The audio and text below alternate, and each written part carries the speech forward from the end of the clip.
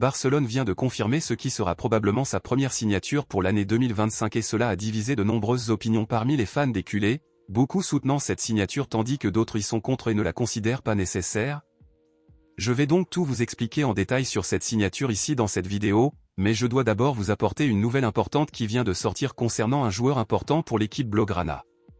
Eh bien, aujourd'hui, il a été confirmé qu'un joueur de Barcelone est dans le viseur de deux clubs en Angleterre, et il s'agit de Liverpool et de Manchester United, et nous parlons de notre défenseur uruguayen Ronald Araujo.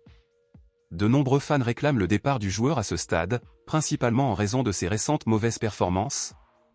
Et les journaux ont confirmé aujourd'hui qu'une grande partie du conseil d'administration de Barcelone soutient également la vente du joueur et cherche à mettre Araujo sur le marché pour être vendu pour 60 millions d'euros, où Liverpool et Manchester United sont les plus intéressés en ce moment.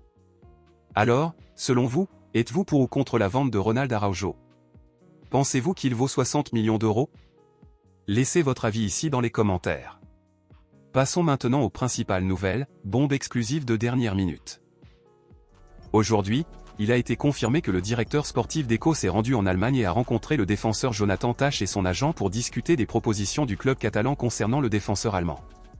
Jonathan Tah est dans la dernière partie de son contrat au Bayer Leverkusen et le joueur a déjà confirmé qu'il ne renouvellerait pas avec le club. Sachant cela, Deco s'est rendu aujourd'hui en Allemagne afin de résoudre le transfert gratuit du joueur à Barcelone.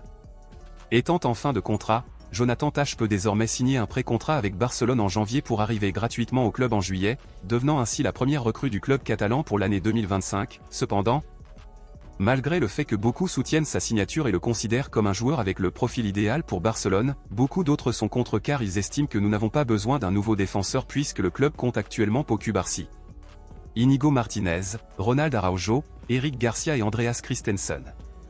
Compte tenu de cela, à votre avis, pensez-vous que Barcelone a vraiment besoin de recruter le défenseur Jonathan Tah? Êtes-vous favorable à son embauche?